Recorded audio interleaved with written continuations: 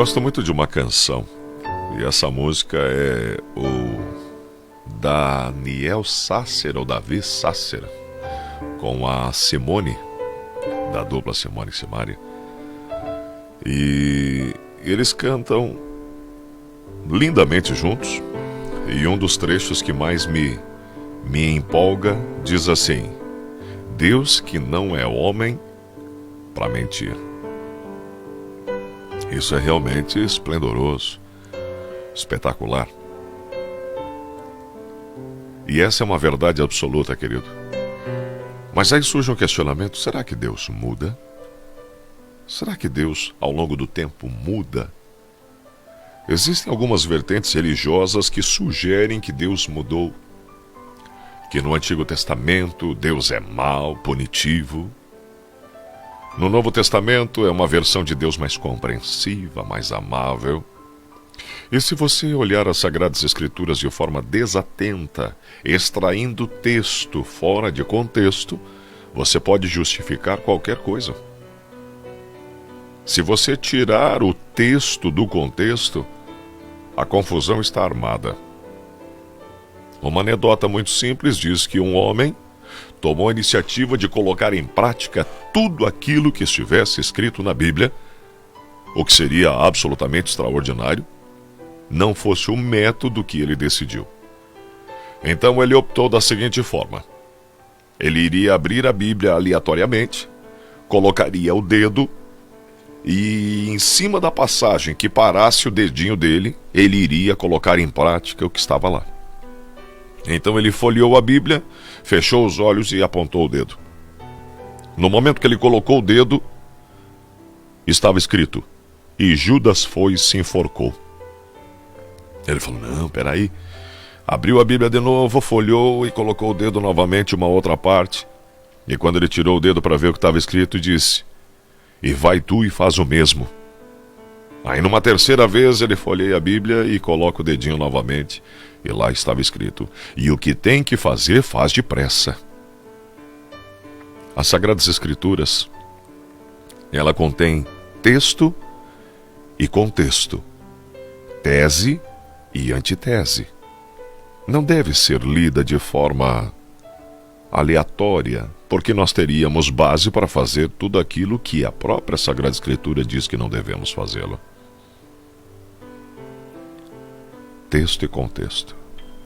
Mas a pergunta norteadora na manhã de hoje é: Deus muda? Malaquias 3, versículo 6 diz assim: eu, o Senhor, não mudo. Simples. O rapaz da roça mudou-se para São Paulo. Só tinha o ensino primário, arranjou um emprego, fez o supletivo de primeiro e segundo graus, entrou numa universidade, batalhou muito, deu duro, formou-se em medicina. Casou-se com uma moça educada e muito rica. Voltou para ver os pais no interior. Todos perceberam que ele não havia mudado nada. Era o mesmo homem de sempre, não se envergonhava da pobreza dos pais, não deixou de amá-los, não se envaideceu, não guardou distância de ninguém, muito pelo contrário, permanecia exatamente como era. A mocinha professou a fé no Mestre Jesus há 10 anos, formou-se em economia doméstica e foi trabalhar em extensão rural. Esteve no interior, em cidades onde não havia igreja cristã. Depois ganhou uma bolsa e foi para a Europa estudar mais. Lá havia igrejas, e não poucas, mas sem jovens, apenas velhos. Sem dúvida, só formalismo, sem exposição bíblica, só erudição e cultura. Com os títulos de mestrado e doutorado na mão, voltou para o Brasil. Voltou para a cidade de origem, para a igreja onde professou a fé, para a universidade onde se formou e da qual agora seria professora. A igreja inteira matou as saudades e percebeu que ela não mudou nada. Era a mesma jovem de 10 anos atrás, no trato, na fé e na conduta. O marido foi convocado para a guerra. Viajou para o Vietnã, expôs-se ao perigo, à morte, os horrores da guerra. Sofreu na carne o problema da solidão, sentiu falta da esposa. Chegou bem perto da droga. Foi assediado pelo pecado e depois de 2 anos, voltou. A mulher no Texas esperava-o medrosa, preocupada, desconfiada, mas não havia razão alguma. Ela logo percebeu. O marido não mudou nada. Ainda a amava. Guardou-se para ela. A filhinha de 7 anos abraçou o pai e disse: "Mamãe, papai não mudou nada." De fato, ele era o mesmo de sempre. Queridos, quantas pessoas que conhecemos ao longo da nossa vida, e elas estão diferentes, elas mudam, e eu particularmente entendo que mudar, evoluir é importante, mas o contexto e o enredo que trazemos na manhã de hoje não é esse mudar de caráter. Esse não deve ser mudado. Deve ser esculpido, modelado. Afinal de contas, de acordo com uma escritora americana chamada Ellen G. White, é o que levaremos para o céu. Caráter, todo o restante se corrompe. Remonta a anos 80. Temos Arnold Schwarzenegger, Mr. Olímpia, 7 ou 8 vezes consecutivas.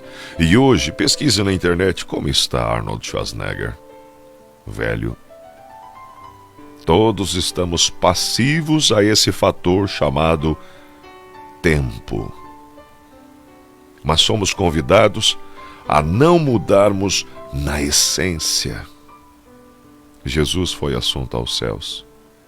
Desde então, à direita de Deus, 20 séculos nos separam dele. 20 séculos. Não o vemos desde a ascensão. Ele ainda não voltou. A nossa geração não o conhece pessoalmente, não como Adão e Eva o conheceu. Temos nos ligado a esse Jesus a partir das informações das Sagradas Escrituras e depois por meio do relacionamento puramente espiritual que mantemos com ele, mas não o vemos. A pergunta é grave e pertinente. O Jesus de hoje, será que é o mesmo Jesus dos Evangelhos? Será que é o mesmo Jesus que está descrito por Mateus, o coletor de impostos, por Marcos, o pescador, por Lucas, o médico, por João, o também pescador? 4 percepções, 4 gerações de conteúdo, 4 formas de ver um mesmo contexto. Mas a resposta também é exata e definitiva. Hebreus 13, versículo 8 diz assim: Jesus Cristo é o mesmo ontem, hoje e o será eternamente. Queridos, estamos começando mais um dia e talvez você esteja enfrentando uma luta na sua vida. Jamais esqueça que o mesmo Deus, através do seu Filho Jesus Cristo, ressuscitou, curou, bem da verdade, a sogra de Pedro. É o mesmo Deus que deu a Moisés o poder de colocar o cajado na água e abrir o Mar Vermelho. É o mesmo Deus que fez levitar um machado. É o mesmo Deus que está disponível a você e a mim hoje. Então por que andas tão apavorado? Por que pensas que esse câncer é definitivo? Por que assumes que a sua vida está caótica? Deus não é homem para mentir. E Ele é o mesmo ontem, hoje e será para todo sempre. A Bíblia me diz desta forma, Hebreus 13, versículo 8. Estamos começando, queridos, mais um dia. E o que nós talvez devamos entender é que é tudo por Ele. Se Ele fizer, Ele é Deus. Se Ele não fizer, Ele continua sendo Deus. Se Ele curar, Ele é Deus. Se Ele não curar, Ele continua sendo Deus. Consegue entender que é tudo por Ele? Então, a cura para o mal que você tanto busca não é por você, é por Ele. Abraão, no momento da maior provação, O filho pergunta: aqui está o fogo, aqui está o cutelo e a lenha, mas o cordeiro onde está? E a resposta de Abraão foi: Deus proverá para si o cordeiro. Não tem a ver comigo nem contigo. É por ele. É tudo por ele. Feche teus olhos, vamos falar com Deus. Querido Pai, lembramos na manhã de hoje de que é possível que alguns humanos não mudem em sua essência. Isso é extraordinário. Tiveram acesso a dinheiro, mas não mudaram. Tiveram acesso a conhecimento, mas não mudaram. Tiveram acesso à experiência, mas não mudaram. Tiveram acesso a sofrimento, mas o sofrimento não os mudou. Fomos lembrados também na manhã de hoje de que o Senhor não muda. É o mesmo ontem, hoje, será eternamente. Então, Senhor,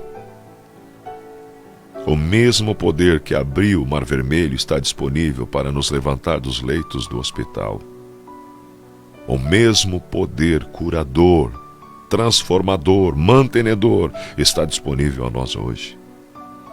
Pedimos a sabedoria que vem do alto e que nosso viver possa ser para a tua honra e tua glória. São bênçãos que eu peço, meu Deus, e sou grato. Em nome do teu Filho amado Jesus Cristo justo, hoje e sempre. E antes que eu diga amém, Senhor, que nosso viver seja única e exclusivamente para ti, pois assumimos em nosso coração, é tudo por ele. Agora sim. Amém.